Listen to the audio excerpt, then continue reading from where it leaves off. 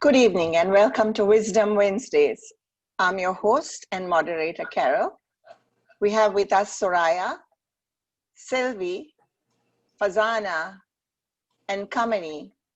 Unfortunately, we miss Kyra today. She's on a flight out of here, but her wisdom has been left with us and she'll be on our next show. And Amina too is backstage. So again, welcome to the show. Everyone who is not speaking, if you can be muted, that would be great. Today's show is about where are our women? You know, growing up, my mom was a teacher. I think I've told you guys this, and she encouraged discourse at the table. And it was a bunch of girls, you know, we would sit, we would discuss, we would argue, we would disagree. And her one rule was, don't let the sun go down on your arguments. And to me, it's never been as important to follow as it is today. There's so many women who don't have their voices heard. And why is that? Is it a self-inflicted sense of silence? Or is it something that society and family impose on us that our voices should not be heard?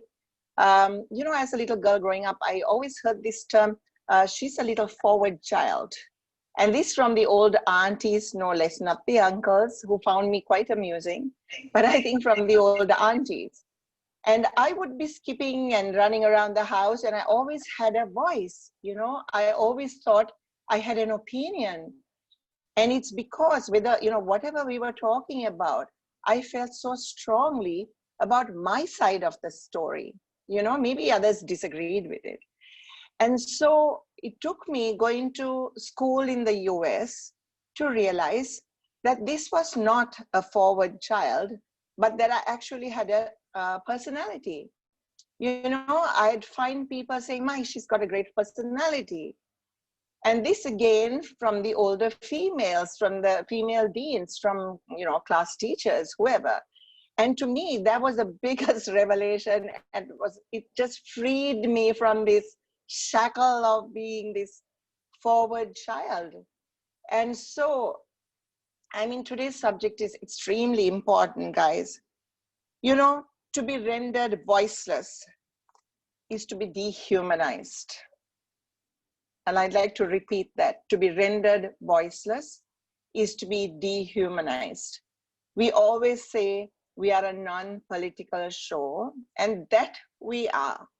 However, I think if we are not just in speaking out when we see injustice, if we stay quiet, like everybody out there, when we see something lacking, then I think we are culpable for whatever happens to us. And if we women don't have our voices heard, that means we are irrelevant. So this is actually an appeal to whoever is listening. This is an appeal to those who are governing.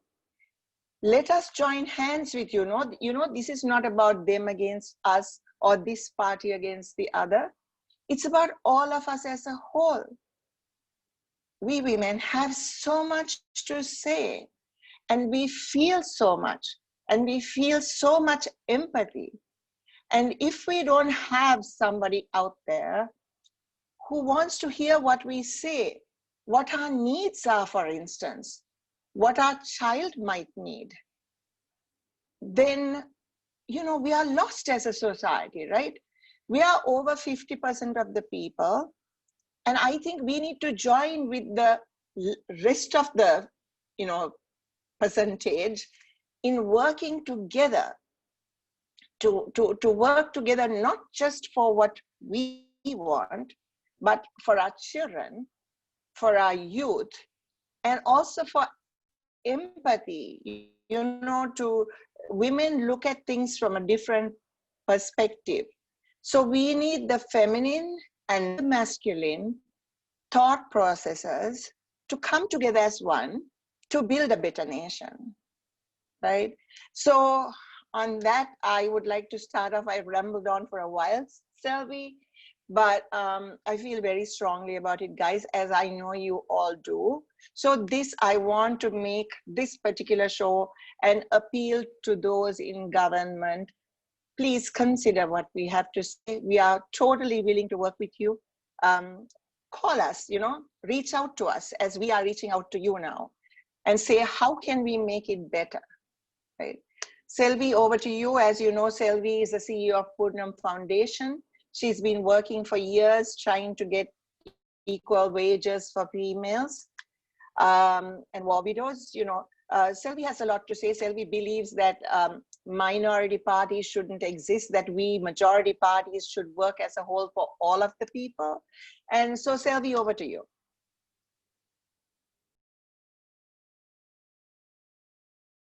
Selvi, you're muted. Thank you, Carol. That was a super introduction to this subject that we are going to deal today. Women's voices not being heard has got lots and lots of reasons, causes. One of them is that women are unaware of their matriarchal ancestry. The matriarchal ancestry that women should know is the most important factor which gives them that power to understand what a matriarchal society can do for the benefit of the entire country or the nation. Now, they also don't know all the great things that have been achieved by women in our history. Because the historians only talk about men's achievement and which king conquered which country and what did he do, how many people did he kill, how many heads did he, bring home from war. This is all they talk about in the history books. They never talk about the women's contributions and how women have excelled in the history. As you know, there have been several women who have really made landmark contributions in India, like Jhansi Rani, like the Queen of Chittor, Padmini. And there are so many more who really fought against the British, fought against the Islam conquest and so on and so forth.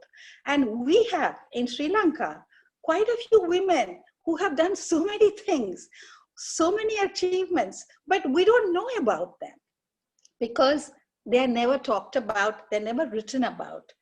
So let me just take you through this matriarchy. What is matriarchy, right? Matriarchy is actually a system of society where women predominate the decision making and the leadership in society. Like, this is for the human condition. A matriarchal system is a natural system.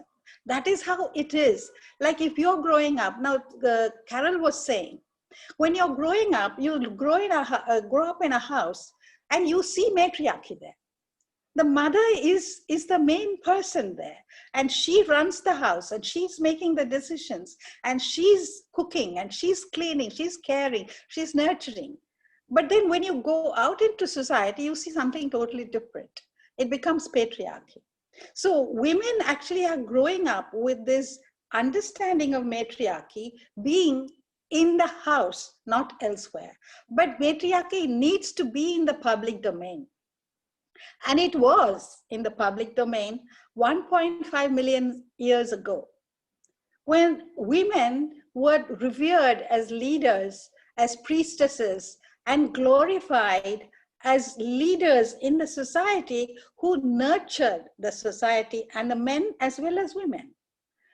Now, but somewhere around 3000 BC, the balance shifted.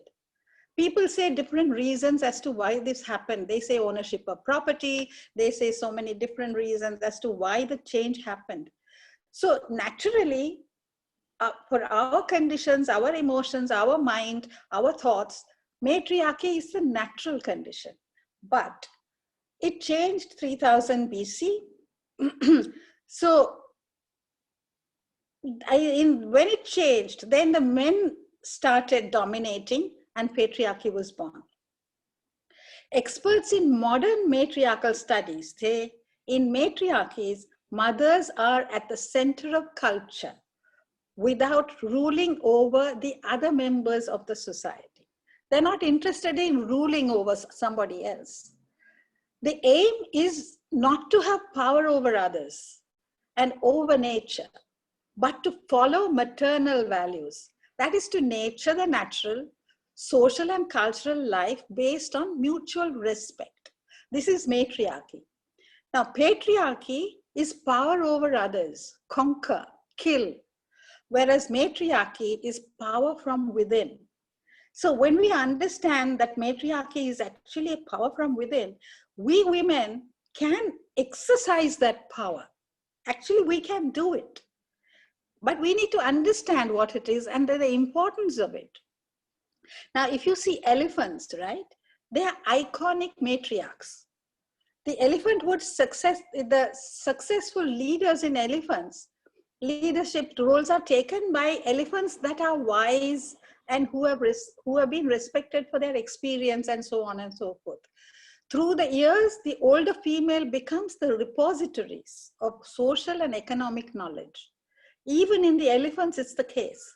I mean, elephants' life is so idealistically matriarchal. If you study it, you'll understand how the women or the female of the elephants actually runs the tribe.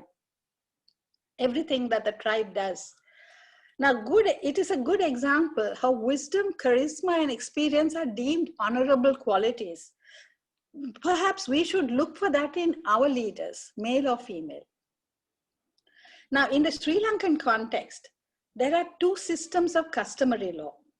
The law that is matriarchal in their content, while the Roman law and the Muslim law are predominantly patriarchal.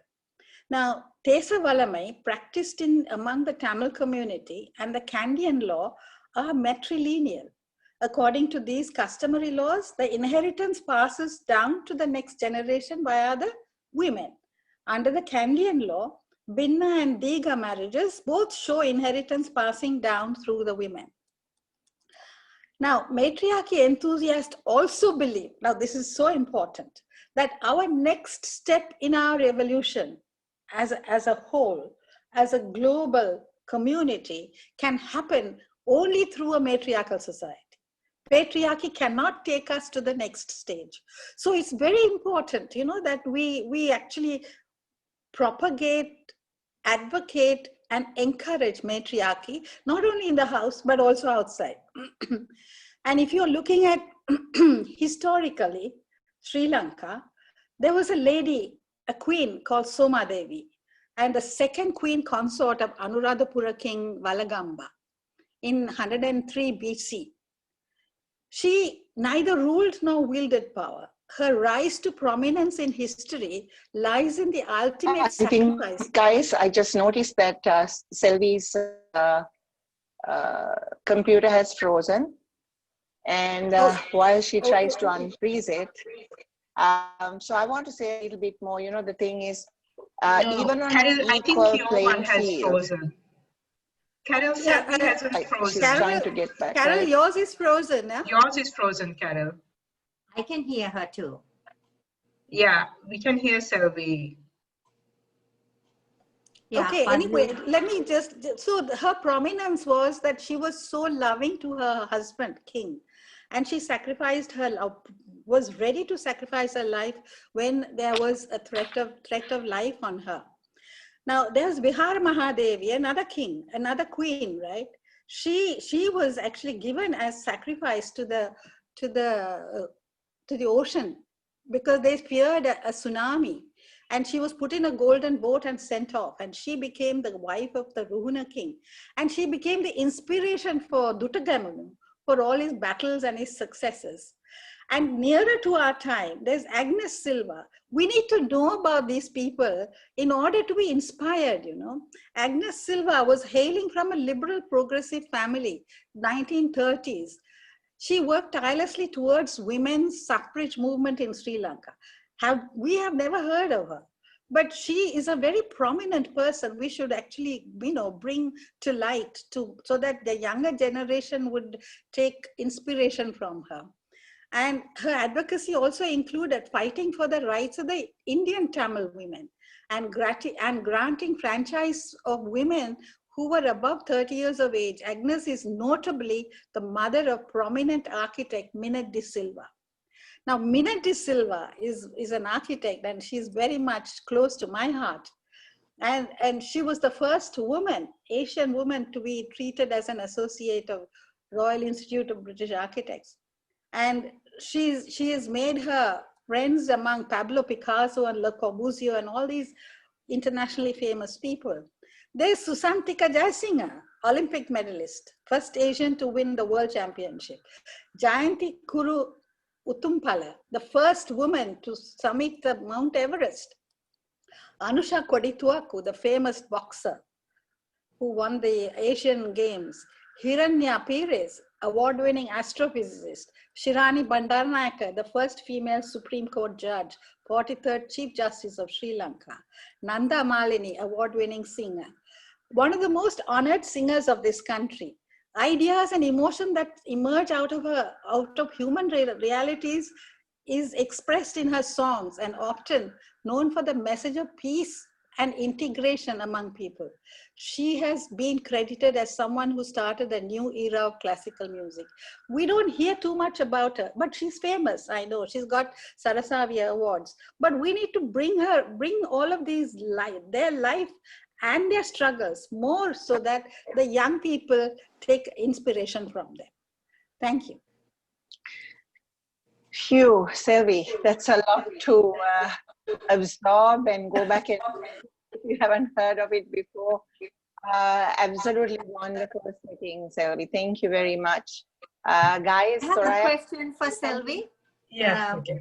Selvi, so do you think that religion is the ultimate rule book for patriarchy? Where did we go wrong? The religion actually supported it, and the religions made it, concretized it. But the movement for patriarchy had started 3,000 years ago when the patriarchal religions were not in place. You know what I mean?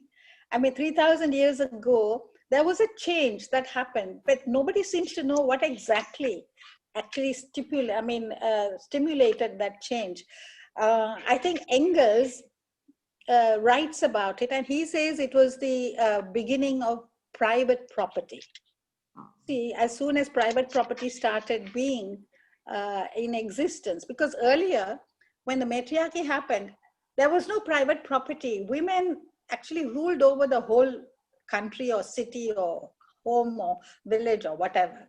But as soon as private property came into place, there was a need for the man to know that he is actually transferring that property to his own son. And so he needed to bring the woman back to his house, because matriarchy also means polyandry. Matriarchy, there are lots of pockets of matriarchal societies in this world today where polyandry is practiced. There is no husband. There is no husband that the woman can, or who can actually control the woman.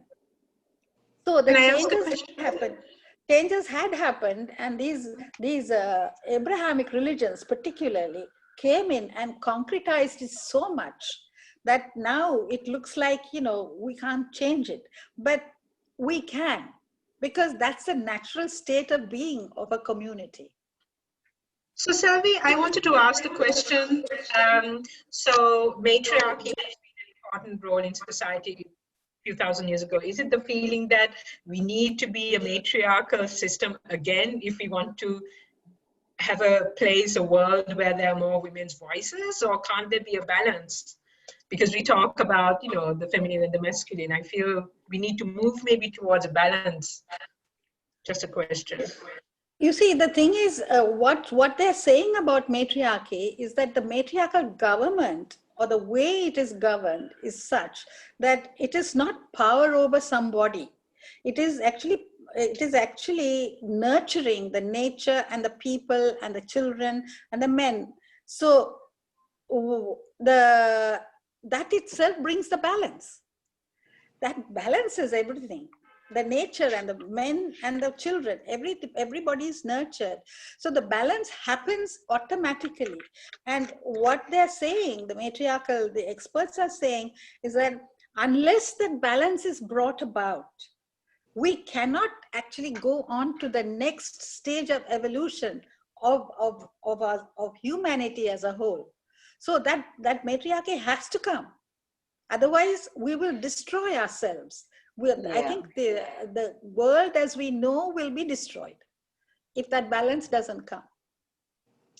Actually, Selvi, you know, this Nobel Peace Prize winner, Lema Gbowee, said, best decisions are made when balanced by masculine and feminine thought processes.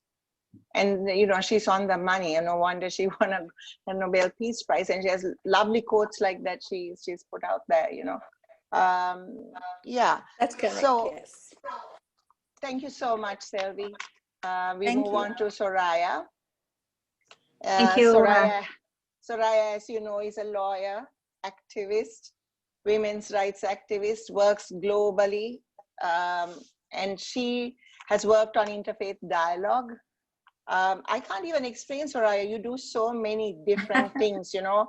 All you women on this panel, y'all are givers, you know, meaning giving of your time, your energy, and your thought processes. And I think it's a really hard thing to do repeatedly and consistently.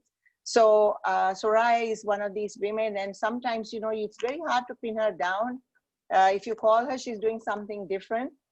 And I said to her this morning, Soraya, how many more things are you going to undertake, you know? But it's kind of something I hear from my family. What else are you going to be doing? But I think we are so energized in various shapes and forms.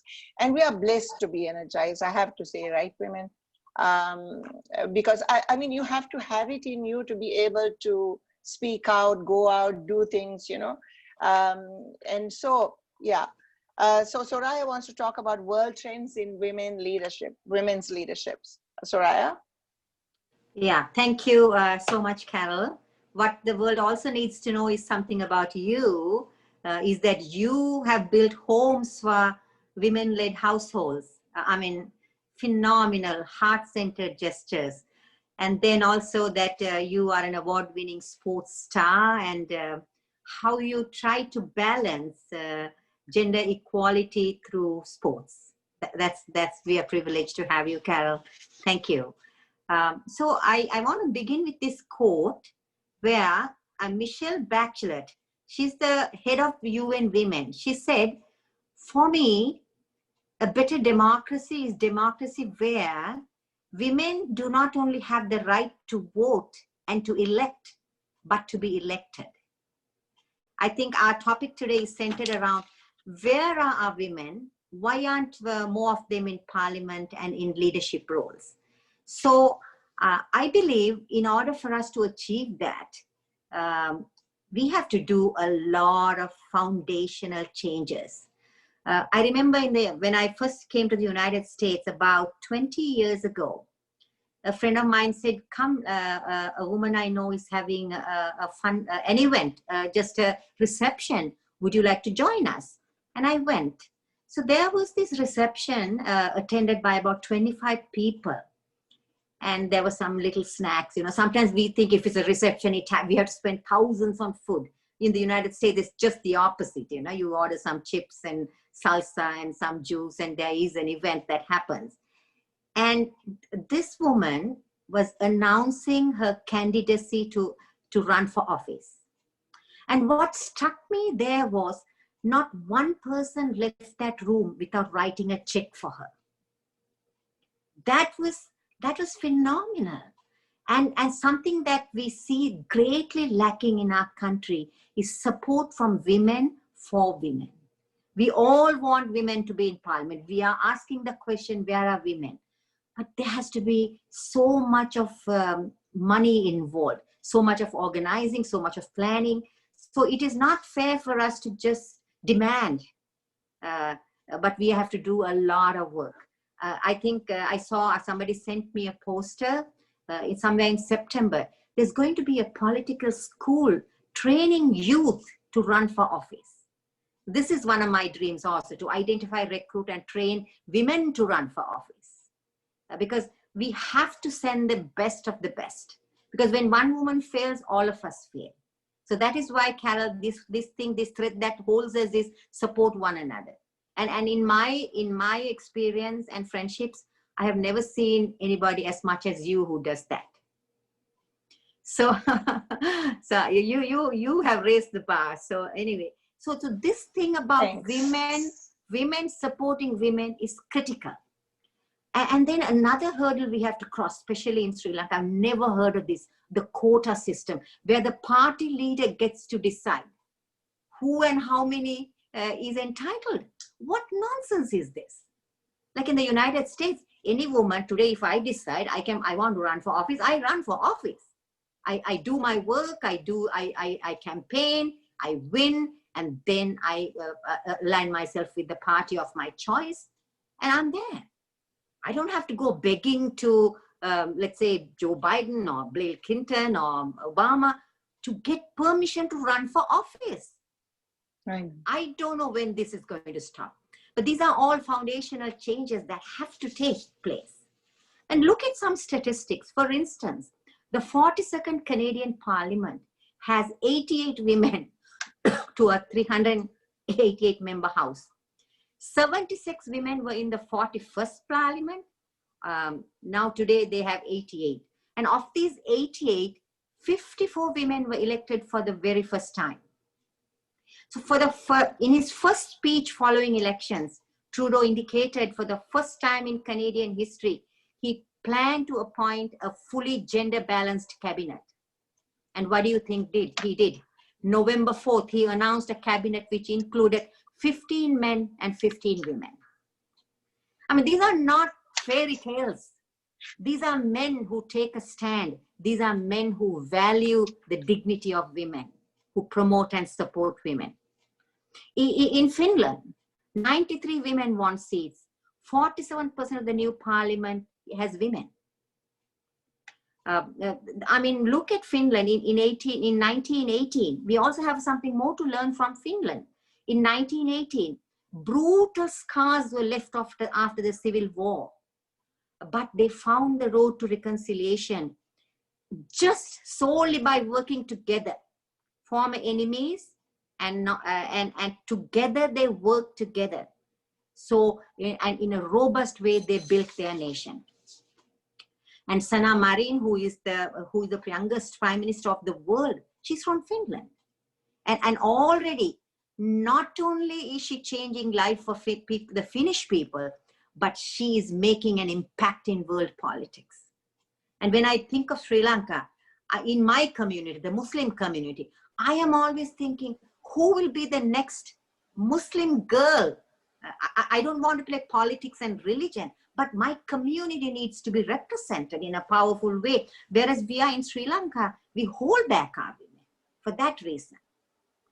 And then look at today and in Finland, the coalition of 4 parties, all led by women.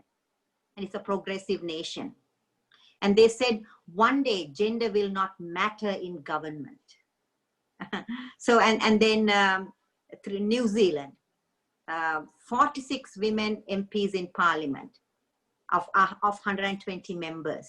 Significant positions held by women. Jacinta Ardern, as we all know, one of the top women world leaders. And in Rwanda, a country like Rwanda, 61% of parliamentarians are women. Cuba and Bolivia have a majority of women in parliament. So when we look at all these world trends, I think none of us can clap with one hand. We all need a concerted, collective, collaborative effort. And I think what is hopeful is today we hear these voices for agitating for this change. And I think we should continue to agitate. Thank you, Carol. Soraya, you know, women have, there's so much youth in this country and the future is theirs. But I find even the youth did not come out and vote for other young people. Women did not come out and vote for other women, at least one vote. At least there was a cry this year from, I don't know whether it was an organized cry or not, but for women to vote for one woman, just give one of their choices to a woman. But that didn't happen either. So, you know, we cannot just look at the guys. We have to look at ourselves. We have to look inward as to what it is that's holding us back from blossoming into something else, right? I mean, what is holding us back? Do you have an answer to that, Soraya? I mean, why we women are not voting for women or wanting women out there? Soraya, I'd like to just comment on what you said is so beautiful before you could answer Carol's question. And also, it's very important to emphasize the fact that when one woman fails, we all fail. And when one woman succeeds, we all succeed. I think this is what is needed among women in order that it happens, you know, because we shouldn't think that, oh, she should fail because she's gone ahead with something. It's, I mean, if she fails, then you have failed as well. See, that's correct. An important point that you made, and we need to emphasize that. Sorry, Carol, No worries. And Soraya, one more thing, you know, one of my favorite quotes is from the French Cuban author and diarist Anais Nin. And she said, the day came when the risk to remain tight in a bud was more painful than the risk it took to blossom. And I think that's what women should look at, you know, are we going to stay closed or are we going to open up and flourish? And along with us then, everybody else around us flourishes, right? The nation flourishes. So yeah, I love that quote. Anyway, Soraya, you want to add something more to that or? Yes, I mean, answering, in my opinion, I feel you asked why are people not engaged? I think the opposite of love is not hate, it's indifference. There's a level of indifference in our citizenry. Oh, now that nothing can be done. There's a defeatist mentality, and we have to interrupt that. And for women particularly, Carol, you tell story after story about how your parents and mother particularly encouraged you. But not many women in their homes and households get that encouragement. 75% of the women don't even know that they are eligible and they can run for office, that they can do that. So I think we have to change a narrative in our homes and empower our young girls particularly. As you know, I like to see that the glass is half full.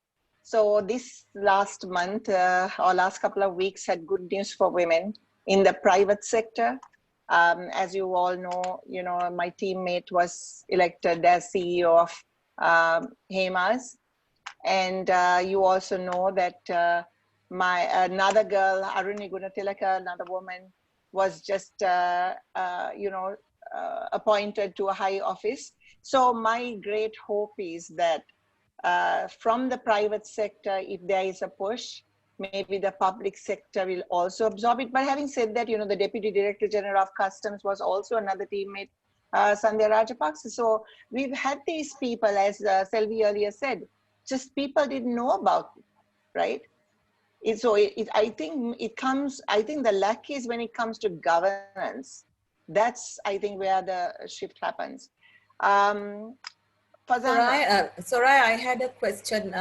To solve this issue of women in parliament, do you think if we had a quota system here and made it compulsory that from provincial level, that there is a quota system, will that support women to be in parliament? Will it make it like a push from a country's side? And also youth, you touched on two of my pet areas, women and youth. And I fully agree with you about the finances. We have to have some way to support women politicians financially. And even the youth, if you look at the last parliament, there were, I think, 15 youth under 40. And out of that, 12 were sons and daughters of existing parliamentarians. So they stay for long and then they nominate. So there is no way that someone who's qualified, a professional, can come in. How do professionals balance their career and politics? You know, these are the practical issues of having a parliament full of professionals, youth and women. So do you think we should have like a quota for youth, a quota for women, a quota for professionals? I'm just throwing it out there. You know, already we do have a quota for provincial local government, 25%. There's no Yes. quota for parliament. So Yes. knowing Sri Lankan and knowing our long-standing history on women in parliament, that's a good place to begin, Farzana. Though I personally don't like quotas, why should a woman have a quota? This is she has a this is the dilemma I have Exactly. too. But Yeah. but you know, sometimes you need that push, right? I mean, Exactly. India has Yeah. done it, Pakistan has done it. And I So also wanted to Farzana- add something I Yeah. wanted to talk about was, you know, out of, so reading a report of 29 countries that have reached or exceeded the target of 30% women in parliament, at least 24% use quotas. So that's something for discussion. Yeah, I have, like Soraya, had this kind of iffy feeling about this quota system. Why are we just a percentage kind of thing? But perhaps it is, like you guys said, it's somewhere to start. But I think more importantly is to remove this right of allowing party leaders to pick and choose. You know, what they can do is pick and choose those who don't have cases against them, or, you know, have committed crimes or whatever, and they can weed those out. But what they should not be able to do is say, hey, you can run or you can't run, you know, because that's really stifles anybody's you know, enthusiasm and the ability to become somebody good for the nation, right? So yeah, Farzana is going to talk about the lack of ministry for women and why women don't support women. Fazi, we've already touched a little bit on that. You know, as you all know, Farzana is a behavioral specialist. So Fazi can tell us something maybe about this. Fazi? Yes, I think when all of us decided to talk on this topic today, the root cause of it was the dismal representation after the recent election.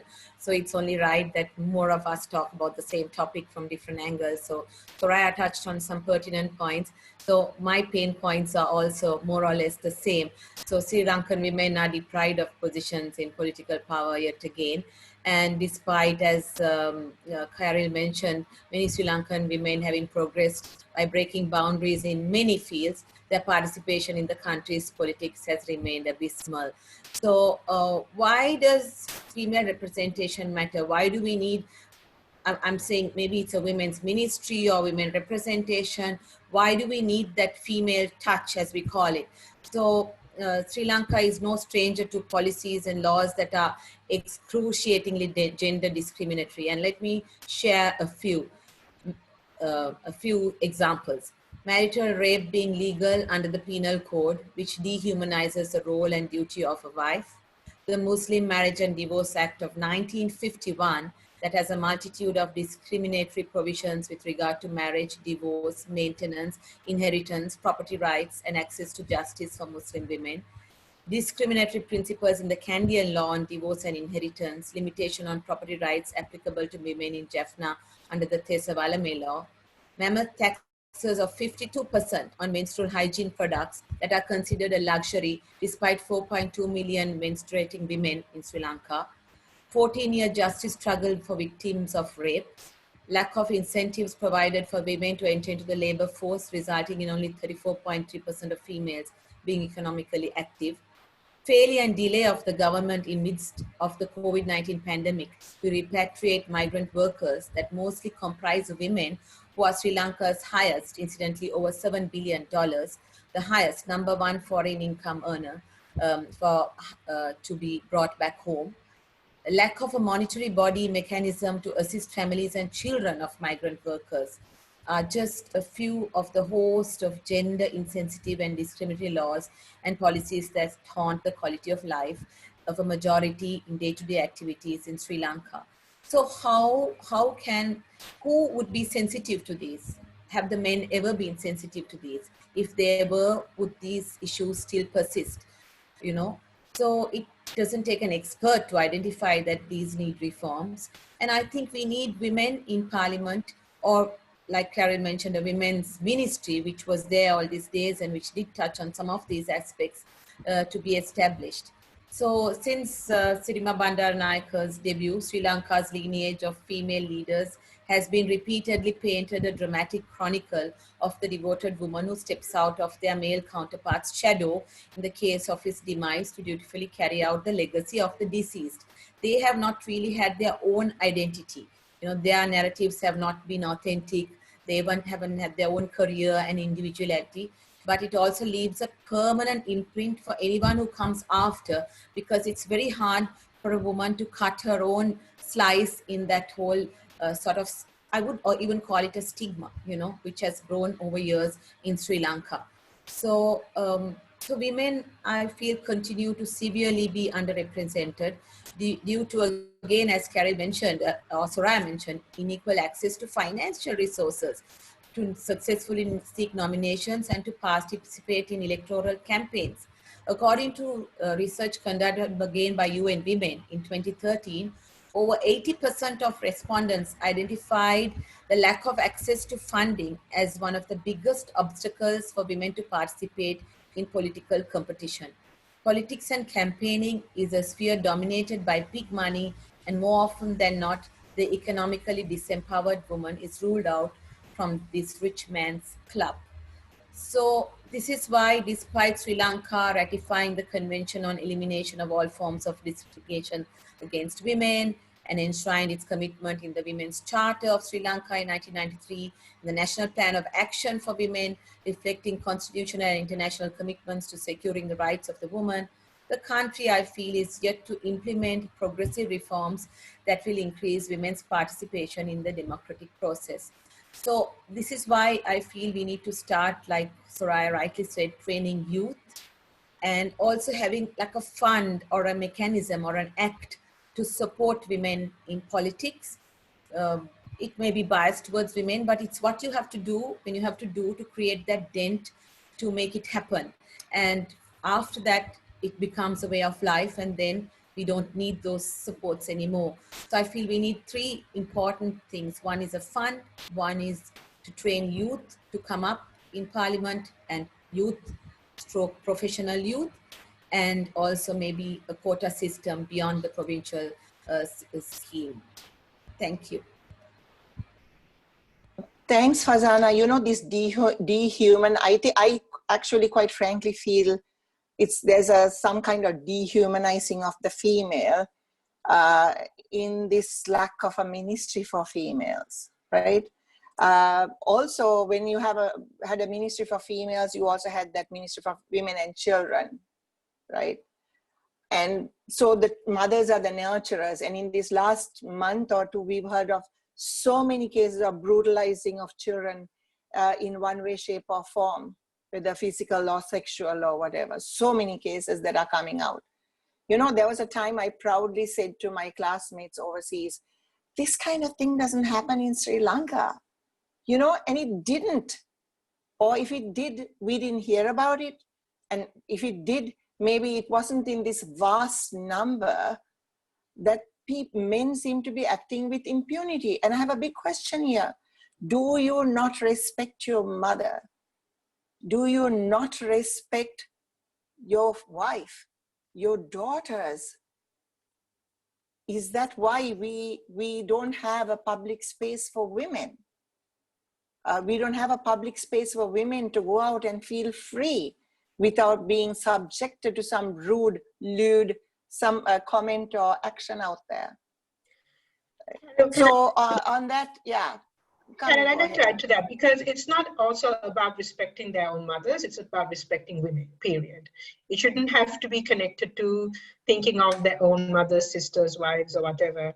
And I just wanted to bring us back to the CARE masculinity study done in 2013, where men were questioned about their attitudes and also about perpetration of gender-based violence.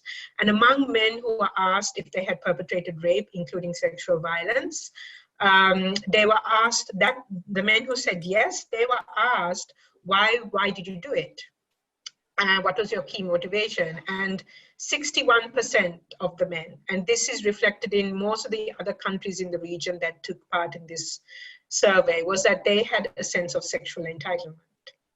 So we are nurturing men to believe that, masculinity is about sexual entitlement, doing what they feel. I have an urge, I will do what I want to satisfy it. And as you said, the impunity, once again, in that study, the men who had perpetrated rape, only 2% had faced any kind of legal consequence.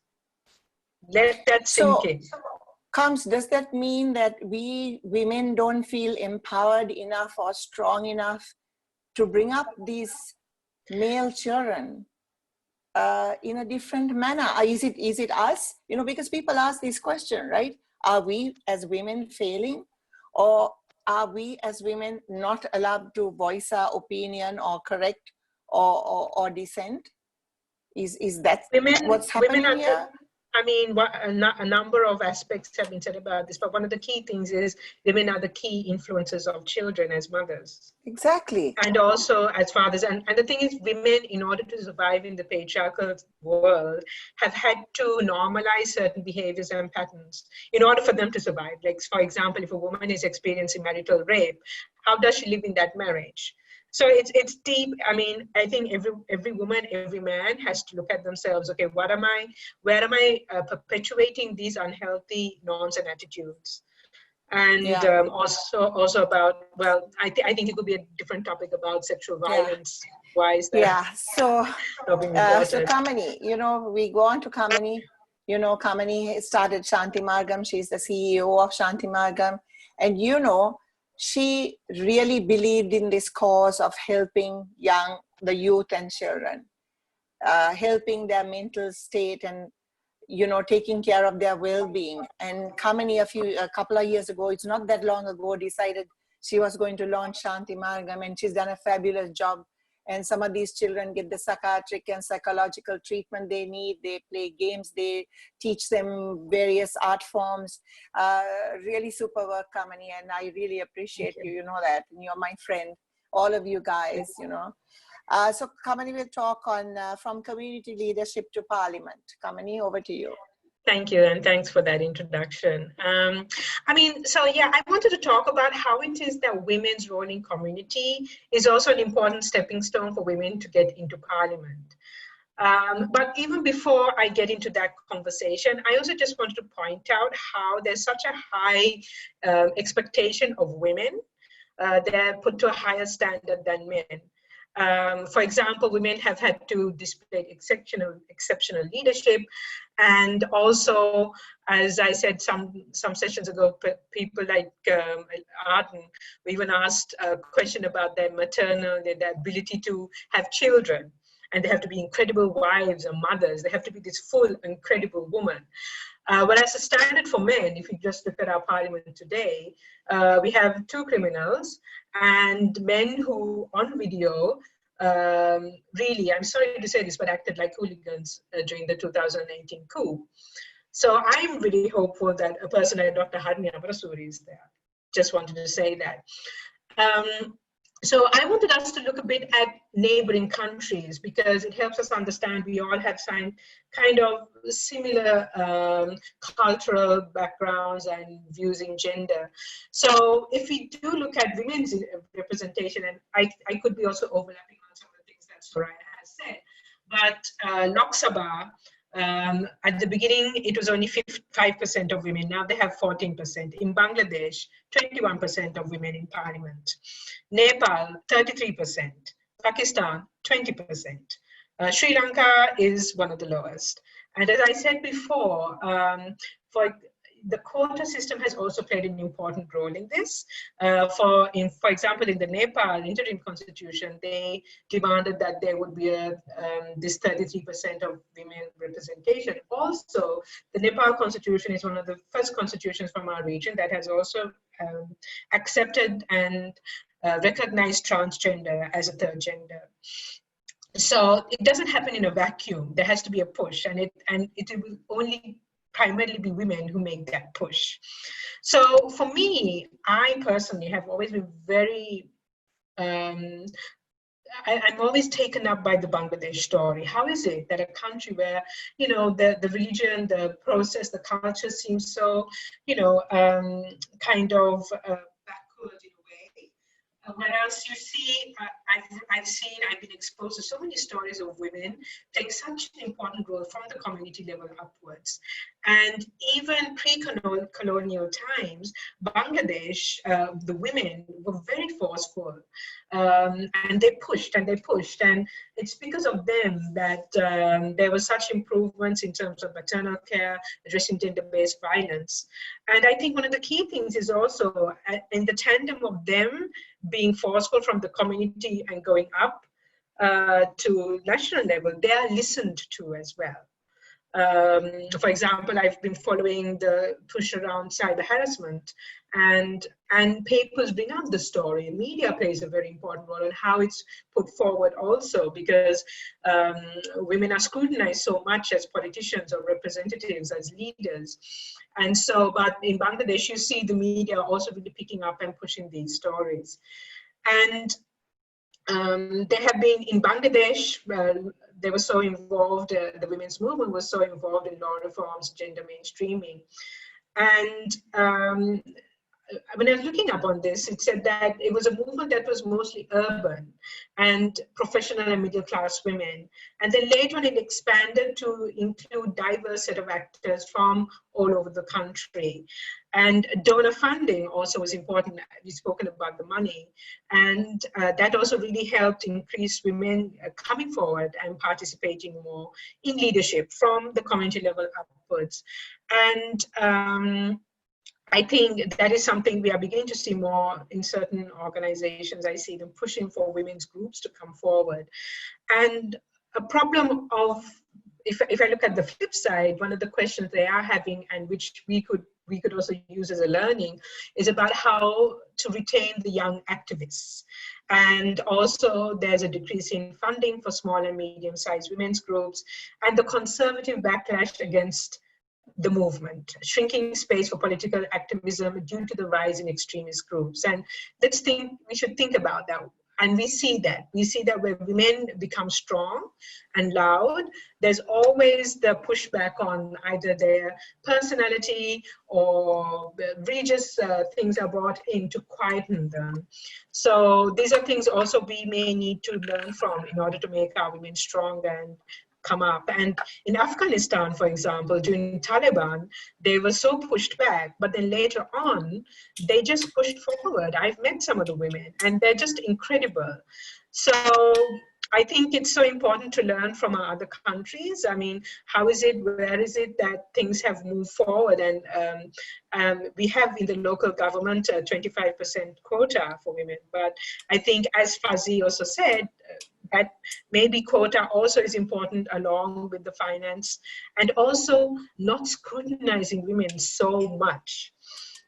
And if I were to touch a bit on the women's movement in Sri Lanka, I feel my personal experience is that it's been more urban, and personally I've also felt it's been quite a bit elitist as well. In the Northeast, we have a strong women's movement, but you know, how is it that our rural voices are not being heard? How is it that they're not getting together? So maybe there's also that need, and that's something we have also wanted to look at from Wisdom Wednesdays, is to bring more women's leadership forward. Thank you. Yeah. Thank you, Kamini. You know, I want to invite one of our viewers. We are going to do this in the future if we can find a little bit of time. We have a very little bit of time, but I'd like Nelun Gunasekara to please unmute herself and you know, put her video back on. Nelun, can you join with us for a second? Thanks. So Nelun, we want to hear a little bit from you, if you don't mind, on today's subject. Do you have something to add on? Yes, just well, I mean, I agree with many of the comments that were made before on women's political representation, on women's political participation.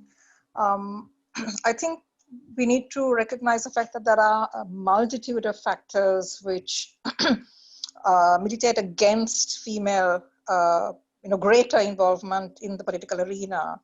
And I think it's not just a matter of funding. It's not just a matter of, electoral violence. Because for the last 20 or more years, there have been numerous NGOs who work with women at the grassroots level, who've done training for them, supporting them to join the political process at the local levels. So this has been going on for over 20 years, right? However, we need to recognize that this has borne fruit to some extent at the local levels, but not as much as we'd like it to. And I think some of the other elements which prevent women getting involved is, one, the fact that they have multiple roles to play. And it's not just a case of, getting funding. They've got to take care of families. They've got to take care of domestic responsibilities. There are issues of mobility. There are issues of cultural perception of women in the public space. And also, I don't think, and it was mentioned before, that women have come into politics in Sri Lanka and also in the Asia region through family connections. And I think it's very rare to find an iconic political figure in Sri Lanka who is coming there on her own merit. And I think the lack of those iconic figures also has a role to play. I mean, whom do we look up to for inspiration in the political field? Women who've come there on their own, who've gone through a struggle and reached that particular level. Having said that, I think we need to realize the importance of quotas in making women visible in the political field. These are what are called temporary special measures. And the emphasis is on the fact that they are temporary. They are there for a particular period because there's an urgent need to provide that modality to make women visible and to demonstrate. That's a nice way to put it, yeah, actually, on this platform. So I think quotas are a good thing so long as they remain temporary and Thank you. Perform that particular function that they need to do. So I think these are some of the thoughts that I'd just like to share with Thank you so much. In relation to female participation. Thank you so much, Nellore. And so I want to tell the other viewers, please, we'd like you guys to come and add a little bit of a voice if you can find time. All of us, like we all, when we get on there and we talk, non-stop, we can talk for hours about these issues. But it's also nice to hear what you, the viewer, has to say, a little bit of your opinion as well. On that note, guys, as always, we are coming to the end of our show. I'd like Kamini to do a sum up and a call to action, if you don't mind, in Kaira's absence. And then I'll tell you about next week. Kamini? Okay, thank you. And I want to, I have also gleaned from Selvi to say what I wanted to say. But I think one of the key things that needs to come out is the need for sisterhood, the need for us to help each other and to stand by each other. Think of each person, think of a woman or young person you are encouraging and look at yourself. How is it and where have you had bias, negative bias, just because a person who is a woman is coming forward in any kind of leadership? And I think sisterhood is so important because even us in this group, Wisdom Wednesdays, we've all gained so much energy and strength from each other to move forward. And that's been beautiful. And as someone was saying in the panel today, that togetherness helps everyone. And also, I wanted to make a call to the men. How about you? How many times have you also been discriminatory towards a person just because she is a woman?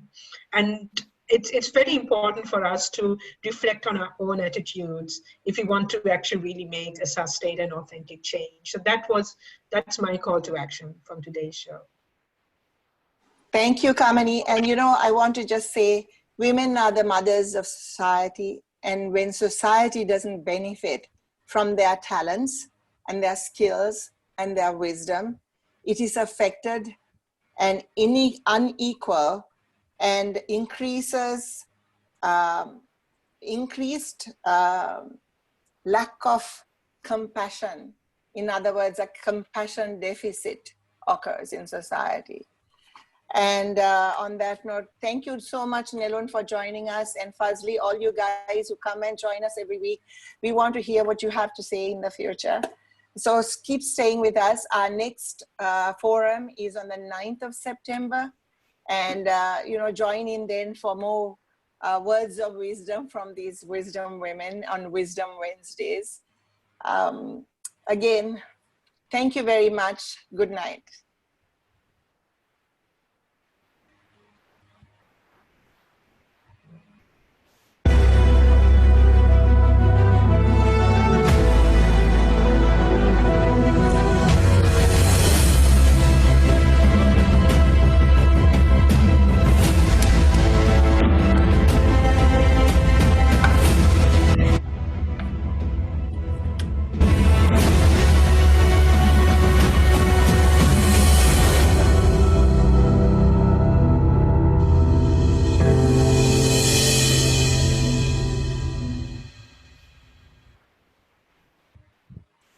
We leave and